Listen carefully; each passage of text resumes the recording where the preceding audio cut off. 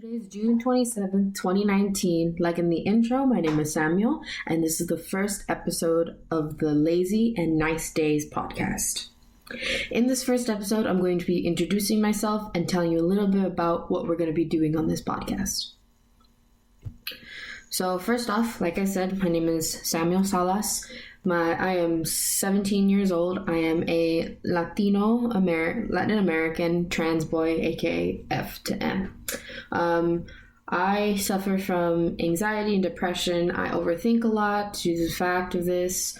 I guess I didn't really know I had anxiety and depression until sixth grade about. So yeah, as you can tell, I have a little bit of a speech impediment like that, which basically means I have dyslexia and I have trouble reading, writing, and even saying some words, which is going to be pretty difficult as this is a podcast. Can't really mess up, really.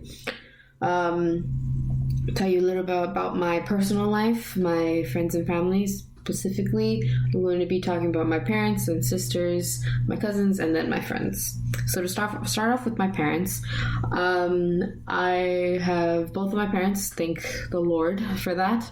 I have my mom, who's currently 52. Her name is Isabel Rios Landeros, and she is a citizen here of the United States. And then I also have my dad. His name is Guillermo Salas. He is about 50, and they're together. And I love them very much. I live with them still, and it's really a blessing. Now on to my sisters. I currently have, and will always have, 3 sisters, so I'm the odd one out here. So my oldest sister, her name is Blanca. She's married to Juan Zuniga. Blanca is currently 30 years old with a little boy named Jaden, who is 9 years old. I love him half to death, and he is my pride, and he just lifts me up. My second oldest sister, her name is Maggie, and she is 27. I know she's 2 years younger than Blanca, so yeah. She is working. She is single, so men. No, I'm kidding. But she is she's a very determined person when it comes to certain things in her life. And I envy her for that because she just keeps moving forward and she does not take crap from anyone, which I very much respect. And then my third oldest sister, her name is Ale, and she is 19, about to turn 20 in August. So that makes her 3 years older than me. She has always been my side, obviously, ever since birth and everything. She's becoming an adult. I have air quotations up due to the fact that she's nowhere near being an adult yet. But she's trying, and she's currently in college right now. She is... what is it called? She is currently studying photography and digital media. So that's really fun and stuff. So yeah. And then on to my cousins. My cousins, the 2 that I hang out the most and I'm going to be talking about the most, one is named Jane. They are a year younger than Ame, making them 19. Yeah, making them 19 now. One is Jane Salas. I love her half to death, and she is a huge motivation in my life. She makes me very happy, and she's just great. My second cousin, her name is Caro. She is amazing as well. She's really cool, and I always stuck by her side. Basically me, my sister Ale, and my 2 cousins are just the pack, and we're best friends. Like ever since I could remember, we've been best friends. So yeah. A couple stories about them. This is a good one. I always love this, saying this story. This is a good story to kind of pinpoint how we are. One year for New Year's Eve, we had gigantic I guess to put in perspective, they were like half the size of a door.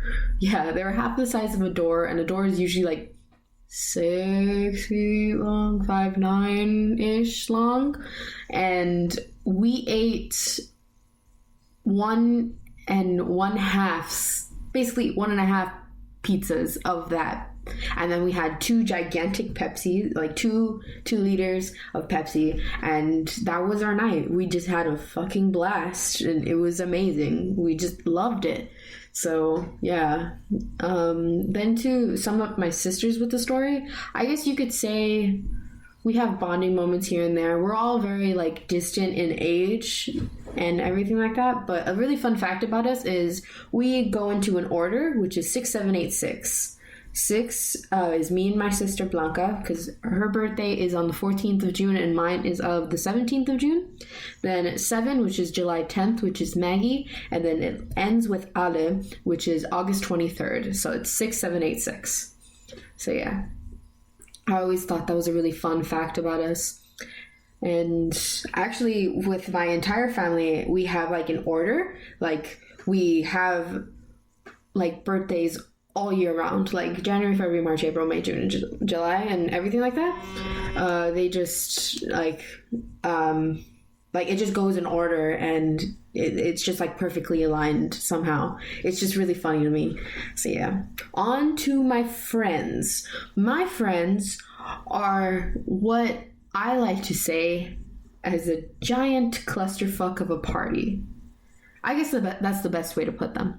But basically, I have a couple of friends. I will say a couple of them for now, because actually this next episode that I actually finished the script with and everything, I'm going to be recording with 3 of my friends about. So the first one, which is who I've been hanging out with most of the summer, his name is Ralph Gillette.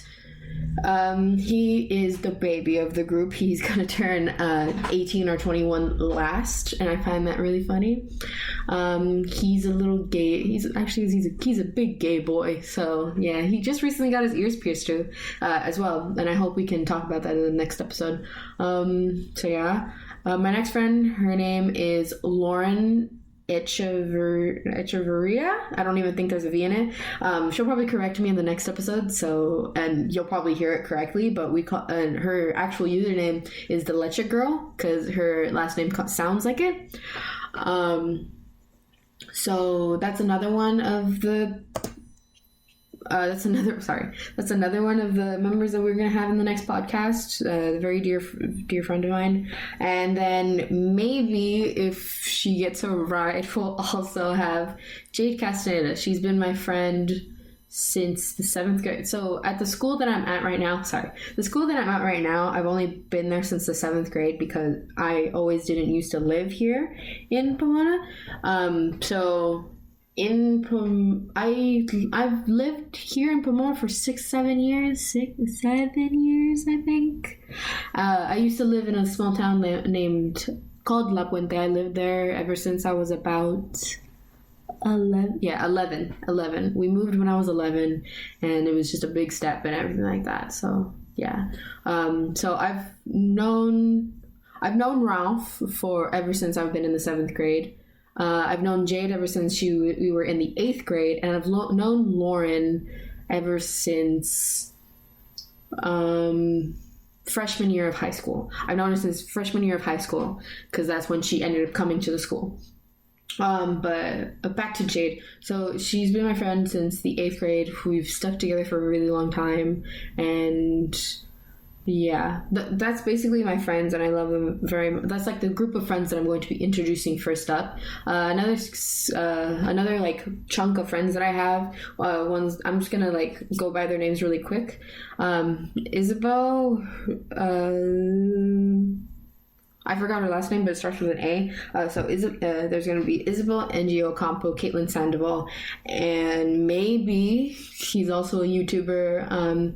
Mauricio Munoz, he is known as the Quickscoper 64, I think. I don't know. It's some random number that I can't remember right now. But yeah.